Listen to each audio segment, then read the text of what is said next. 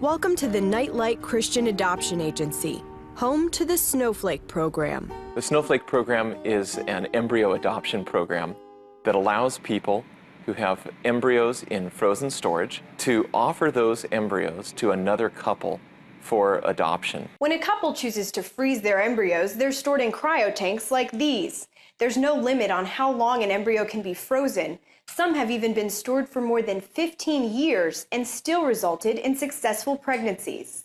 John and Marlene Strieg became the first couple to adopt an embryo through the Snowflake Program. We feel like we honored God because we did adopt an embryo that already existed. We had nothing to do with her creation. She needed a home. We needed a child.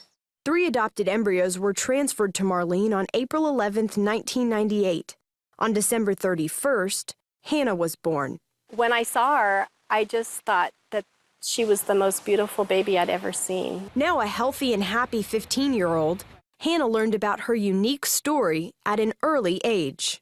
She was about 5 and in kindergarten, and they were planting seeds. My mom had bought this package of seeds, and she planted them and froze them, and she's like, that was you. You were frozen. You were a frozen seed. And they put that seed in my tummy to grow. So she had that visualization and visual concept of a seed and how tiny a seed is. And she was so tiny. And I used to say, and only God could see you. You were so tiny. And she used to say, Mommy, tell me that part of the story again. Tell me about how tiny I was. Lord Jesus, be our guest. Once you have your child, all the pieces fit together. And you're going, oh, that's where my child was at. On average, one snowflake baby is born every 10 days. Still, there are a very limited number of people who know about frozen embryo adoption, and the number of embryos going into storage continues to rise. We believe that life begins at conception, which means as soon as the embryo is created. And for many of these, or for these embryos, they've been placed in frozen storage, and that process of developing, being born, growing into adulthood, has been halted and interrupted. Tom and Annabelle Peterson wanted life for their extra embryos. After years of trying to get pregnant, they were successful with in vitro, and then blessed with a surprise. Our firstborn was Andy, and we had him in 2007. So after that, a year after Andy was born, I found out I was pregnant. After the birth of their second son, Lucas, the Petersons decided to stop trying to conceive.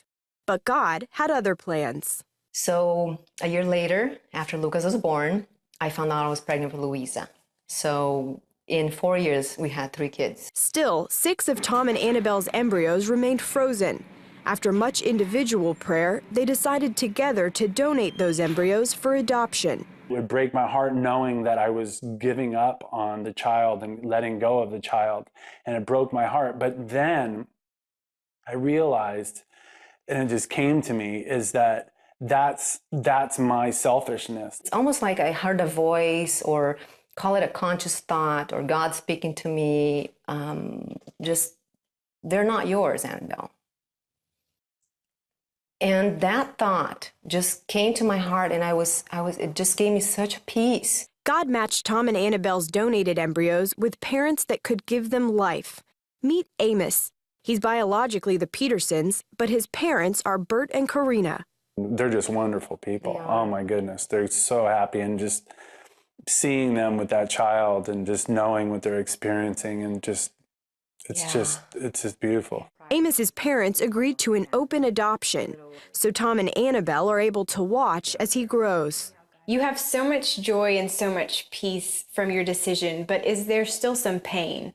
When he gets old enough and sees that, he realizes that that's not his biological dad, and he's going to go, well, who is my real biological parents?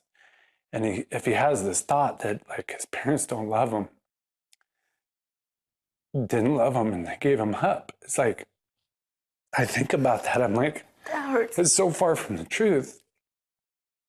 Because I love the kid so much, and it's not even, not the father to the kid, but I love him so much, and that pains me that he might experience that. Tom and Annabelle say that just as with the children they gave birth to, they've always loved their embryos. And it's because of that love that they chose to give them life.